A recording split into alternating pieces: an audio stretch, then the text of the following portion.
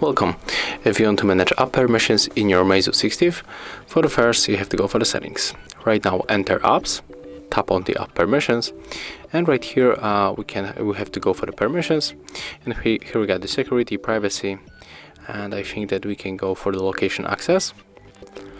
And at the upper section we got all apps that are allowed to the location, and at the bottom we got 3 apps that need to ask for them, so we can change it permanently. Click here, click allow, and right now there is no